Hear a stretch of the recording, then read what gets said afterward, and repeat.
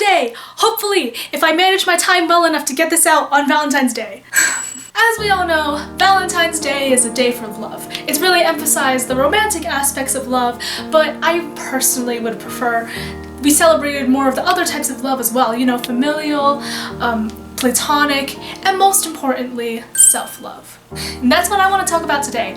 The importance of self-love and how to get to a place of loving yourself. So, what is self-love? Simply put, self-love is loving yourself. But that really simple definition loses a lot of the weight that loving yourself has. I would define self-love as seeing yourself as a unique and precious human being exactly who you are, and accepting yourself for that, flaws and all. Self-love is tied to your self-esteem and your self-image, like how you see yourself. Do you see yourself as someone who's worthy of just love, really? As someone whose needs deserve to be met. Ultimately, self-love is valuing yourself. Self-love's important. I have 3 main reasons why self-love is important. There's a lot of benefits to loving yourself, but here are 3 really important ones that I've pulled out. The first 2 are really closely tied together. Self-love helps you love others. Jesus replied, "Love the Lord your God with all your heart, with all your soul, and with all your mind. This is the first and greatest commandment. And the second is like it. Love your neighbor as you love yourself. All the law and the prophets hang on these 2 commandments." And that's Matthew 22, 37 through 40 NIV. See, the second greatest commandment is to love others as you love yourself. You can't love others to the fullest extent that you can if you're not loving yourself. Or you're probably treating others badly because you're not loving yourself at all. You can't pour from an empty cup, if you will. And that leads into my second point, which is self-love encourages you to take care of yourself. Again, you can't pour from an empty cup unless you fill it up first. That's where the first greatest commandment comes from, when you just love God first, because God will fill you up. That's really important if you're trying to pour out spiritually, like that kind of pure love that comes from nothing else, that comes from no one else, that can only come from God. But also, you have to take care of yourself and fill your cup with the things that you need first to get through the day. Do what you need to do to take care of yourself. There's that good old analogy on, airplanes, to put on your air mask before you put on the air masks of someone else. If you don't have oxygen, what good are you gonna be trying to help someone else if you just pass out while doing so? It really doesn't go just for loving others.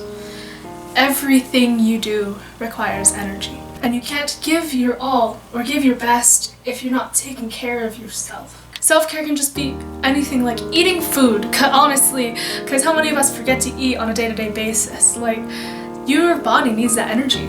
Eating food can be self-care because you're taking care of your needs. Listening to music that you love, like watching something for the heck of it because you just really like that thing, or just sleeping on time, like early. You know what I mean? If anything, just take some time for yourself, with yourself, to take care of yourself. A third important thing of self-love is that self-love helps you grow. Loving yourself really helps you accept yourself, and you love yourself where you're at, the way you are now. When you see who you are right now, it just helps you see the potential that you have going forward into the future.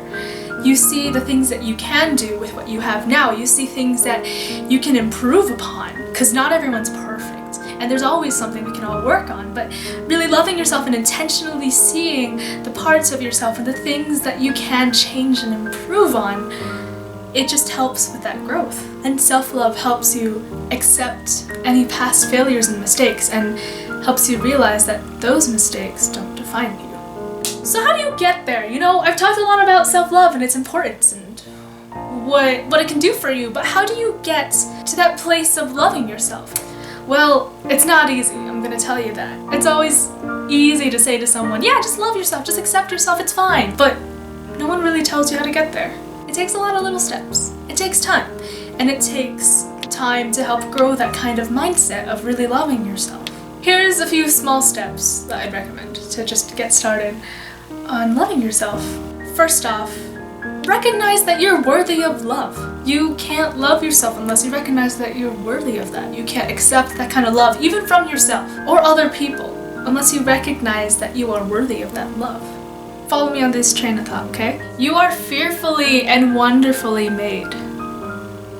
Be exactly who you are right now. Psalm 139:14. I praise you because I am fearfully and wonderfully made. Your works are wonderful, I know that full well. And since that's the truth about you, your worth is intrinsic. You don't have to prove anything. You don't have to prove that you're worthy of love, because that worth is already in you. Your value isn't placed on what others think of you or what you've done or your abilities and talents. Placing your value on how others see you or any of those other things doesn't see you for who you really are. Of course, this is easier said than done, but really don't let other people's opinions of you define who you are. The only person's opinion of you that should really matter is God's, because He made you, and God doesn't make junk, honestly. He makes everything special for a purpose, for a reason, for such a time as this. And accept your mistakes. That mistake doesn't define you at all, or that failure, or the things that you wish you didn't do. They're in the past, and they're gone, and they have no hold or say over your current situation. They do only if you let them. So just let them go. Don't give it that power over you.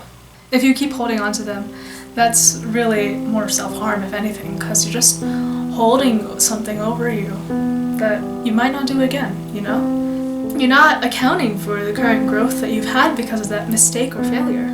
Really start with letting go of any of that hatred that you have towards yourself about that mistake or failure. Take a deep breath and go, yeah, this happened, but I'm moving on. It is easier said than done, but it gets easier with practice, let me tell you that. And again, when it comes to realizing that you're worthy of self-love, you gotta look at the fact that we're made for love. The greatest 2 commandments, again, from Matthew, love God and love other people. That's everything that God tells us to do. He just tells us to love. You're made for love. God's love, love with other people, love with yourself. And another thing to really help emphasize that you are worthy for love is that you are worth God's life. You know, good old John 3:16, that for God so loved the world that he gave His only begotten Son, that whoever believes in Him shall not perish but have eternal life. Think about that. God loved you so much. That's God's life that He gave up for you. You are worth the life of God. Nothing can take that away or devalue you. A second way to get to a place of self-love is to acknowledge all the things about yourself that make you unique. And I'd say start with just the little things about yourself, because you are so uniquely and wonderfully made. Each little thing adds up to a big, unique thing about you. Say you like your eyes. Say you like your sense of style, your taste in music. Say you love the way you laugh. Those are just some things you can acknowledge about yourself, and really take the time to either write it down or say it out loud to yourself.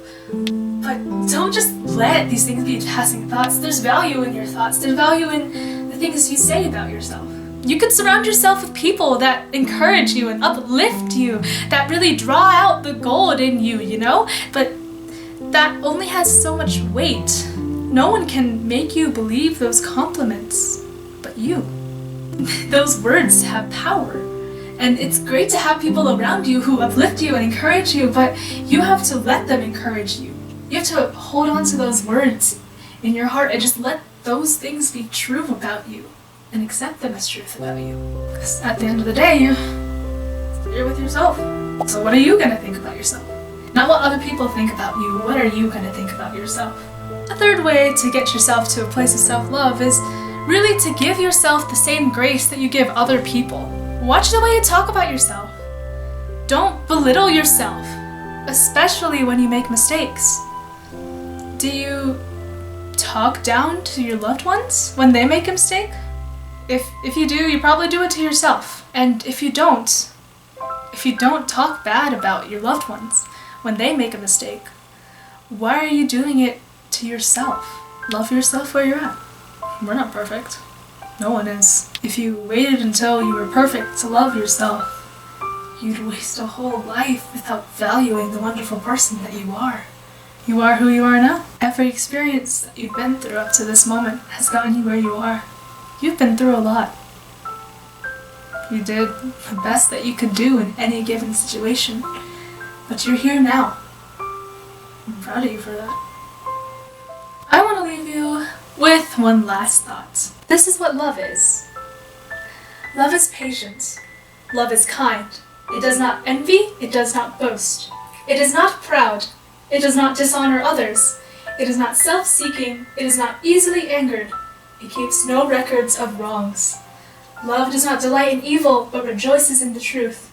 It always protects, always trusts, always hopes, and always perseveres. 1 Corinthians 13, 4-7. This kind of love should not only be applied with loving others, but especially loving yourself. So be kind to yourself. Be patient with yourself. Don't keep track of all your wrongs and failures, but keep hoping and keep persevering with yourself. Because there's always room to grow. Yeah. I hope you enjoyed that little Valentine's chat. Honestly, go treat yourself to something nice today.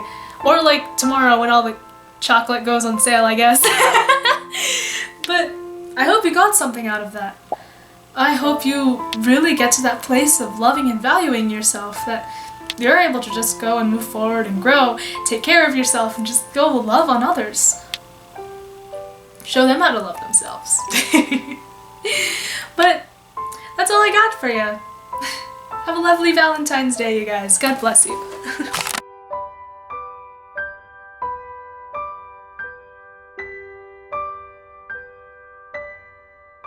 That's the chair. Can we just take a moment and appreciate the outfit? Because I feel really cute. And it makes me very happy. And it's fits really nicely. Anyway, I just feel really cute and I love this.